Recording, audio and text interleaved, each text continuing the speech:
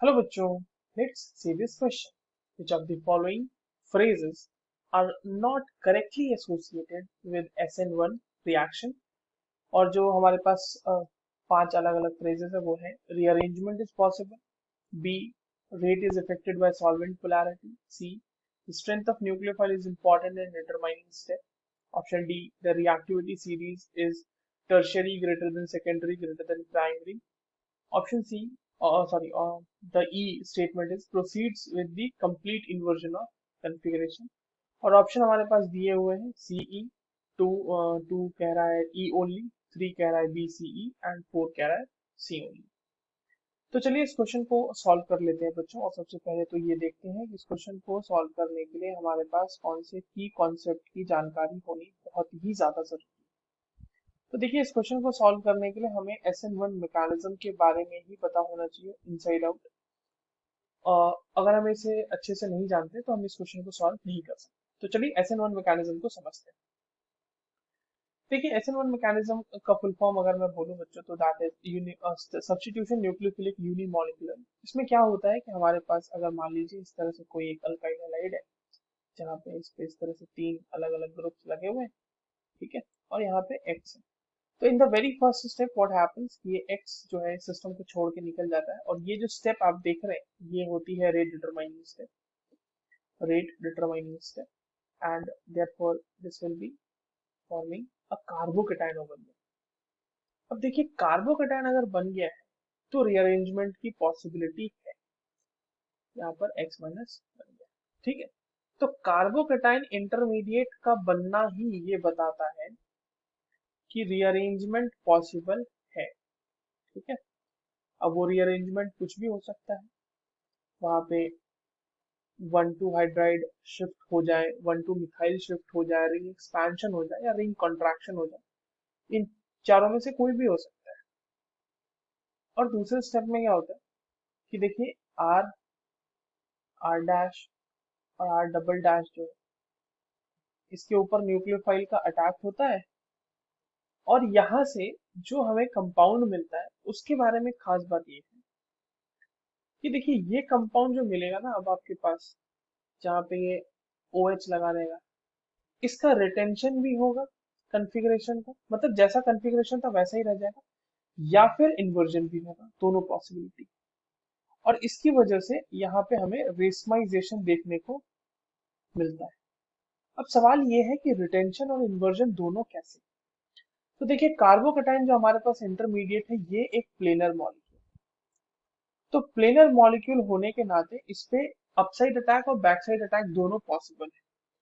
और अगर मान लीजिए जिस साइड से अटैक हुआ है उस साइड वो एक्स वाली साइड थी तो रिटेंशन ऑफ कॉन्फ़िगरेशन हो जाएगा, और अगर बैक साइड अटैक होगा तो इन्वर्जन ऑफ कॉन्फ़िगरेशन हो जाएगा। इसलिए front and back side attack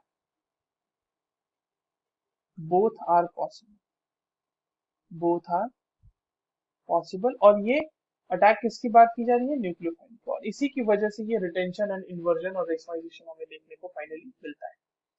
अब एक चीज समझिएगा कि रेट ऑफ रिएक्शन की यदि हम बात करें SN1 रिएक्शन की, तो रेट ऑफ रिएक्शन में जो होता है बच्चों सिर्फ और सिर्फ कंसंट्रेशन ऑफ RX आता है, यानी अल्काइल हैलाइड आता है। न्यूक्लियोफाइल उसके रेट इक्वेशन में कहीं नहीं है, क्योंकि आप RDS में देखें सिर्फ और सिर्फ हमारे पास अल्काइल हैलाइड ही मौजूद है। दूसरी चीज, रेट जो होगा वो डायरेक्टली प्रोपोर्शनल होगा स्टेबिलिटी ऑफ कार्बोकेटाइन। जितना ज्यादा अच्छा स्टेबल हमारे पास इंटरमीडिएट बनेगा उतनी ज्यादा रेट ऑफ रिएक्शन होगी।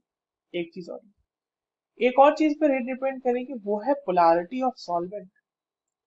जितनी ज्यादा पोलैरिटी ऑफ सॉल्वेंट होगी उतना ही इजीली रिमूवल होगा एक्स का। ये इजी रिमूवल करता है किसका, easy removal and stabilisation, stabilisation of x minus.